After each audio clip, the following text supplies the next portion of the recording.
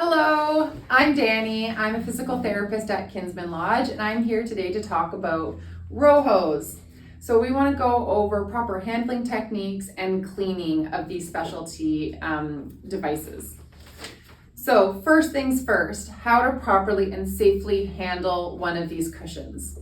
Okay, step one, do not under any circumstance lift a Roho from one of the individual cells. These are very delicate, and if you lift it from here, you can easily pull an entire cell off. This is a very expensive repair, and they're not always actually repairable. So doing so can actually permanently damage the entire cushion.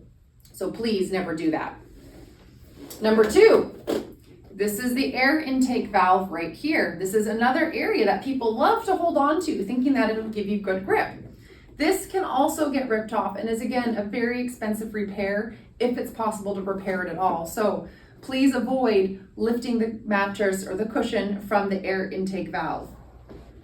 Now, if we can't lift it from those areas, how do we safely lift this cushion? Great question. Okay, holding it like a, towel on a rack. So just flopped over your arm is a great and safe way of carrying your cushions. Another way is to hold it like a tray. So you can hold it flat with the underside supported with both hands. This is also very acceptable and will protect our cushions over the long term.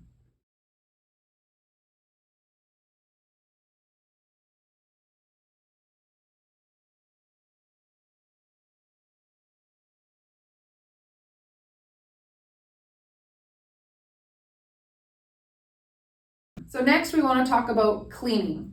Who's responsible for cleaning our Roho cushions and our Roho mattresses? So our Roho cushions are usually maintained and cleaned by our care staff, so our care aides and our nurses, usually on the evening shift. But what we're told and what we'd like you guys to be aware of is if there is a big mess that happens during your shift, please take the initiative to start the cleaning process during your shift rather than leaving it till the end of the day. That way the elder has a clean cushion as soon as possible and can get back to their wheelchair if that's part of their care plan. In terms of our Roho mattresses, that's generally left to our housekeeping staff. And I know you guys keep a pretty regular schedule of cleaning down the entire mattress on a weekly basis. You know, there are certain circumstances where a bed or a mattress has been heavily soiled and may require additional cleaning throughout the week. So now I want to review the different types or the different ways that we can properly clean a Roho cushion or a Roho mattress. The first most important thing for you to be aware of is any kind of substance that's, liquid, so that's juice or inshore or urine. Once it dries on the cushion, it can cause the cells to get stuck together. Now what happens is once they stick together, it almost becomes like glue. Now, when the elder goes to sit on or lie on the surface, it forces air out and it will cause the cells to spread apart.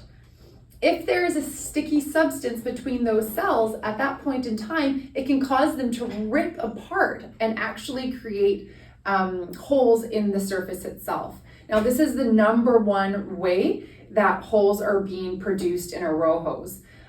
This leads to Rohos being flat, emergency repairs being required, and often this can lead to a pressure injury developing really, really quickly in our elders. So it's something to be aware of.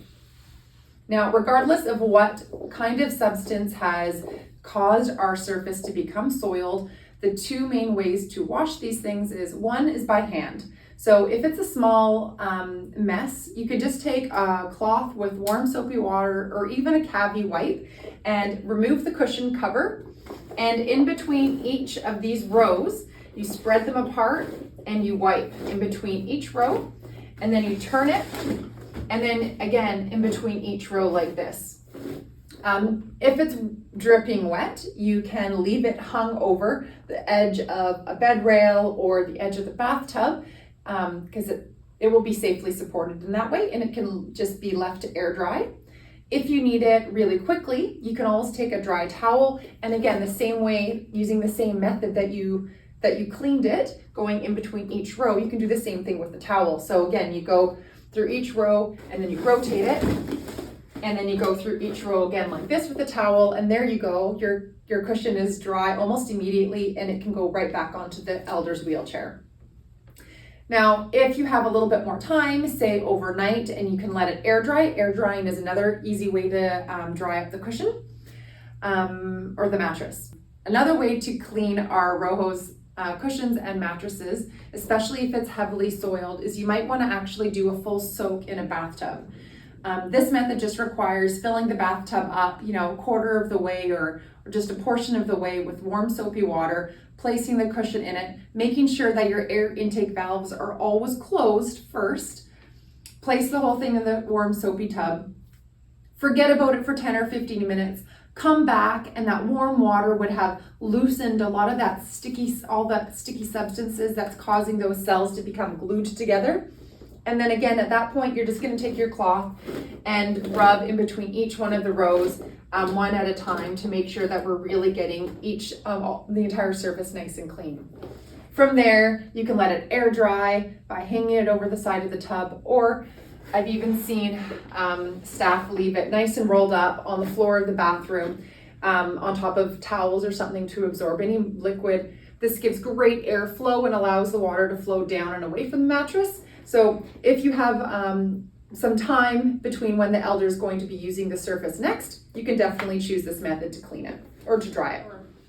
Okay, so another really common question that we get, or referral that Rosa and I get, is to please come and recalibrate a cushion. We think that it's overinflated or underinflated or completely flat. Super common question, and I totally understand that this is a little bit outside of most of your scopes to actually check.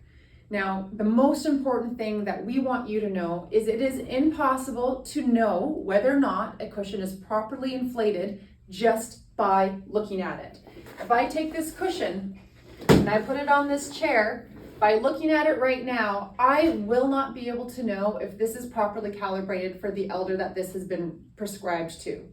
The only way to know is with the elder sitting on it while I am palpating a bony prominence and measuring the distance between that bony prominence and the bottom surface of their bed or their wheelchair.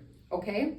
So if you have concerns over the inflation of this cushion, we want you to be aware of the common signs and symptoms of a cushion either being over or underinflated. Now, the first thing to do is look at the skin of the elder. If it's overinflated, it's probably going to leave round red marks that look like popcorn. The shape of these cells will be imprinted in the bottom of the elder's skin. That's a really obvious way to know that it's either under or overinflated. Number two is if, when nobody's sitting on the cushion, that cushion is arched upwards. It's actually it's not even sitting properly flat. It's actually raised and it looks like a little bit of an arch. Someone has put way too much air in that, and we know for sure that that's going to be high risk for that elder to develop a pressure injury. Three, when you get that elder up off that surface, if more than 50% of the cells are completely flat, like squished down to the ground, and I mean not just one or two cells, but more than half of that surface is completely flat and not bouncing up right away or pretty quickly after that elder gets up, then that is a pretty sure sign that there's probably a hole or a leak in that surface. Now, in each one of those circumstances, it's very appropriate to send a referral to us.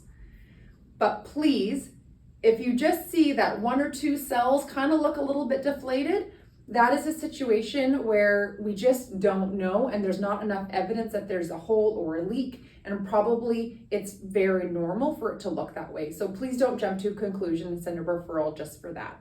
Please wait for there to be a sign or a symptom of another problem before you send that referral. Okay, so hopefully that answers all your questions about proper handling and proper cleaning of our Roho mattresses and cushions. If you have any further questions, feel free to approach myself or Rosa at any point in time. We'd be happy to help. Thank you.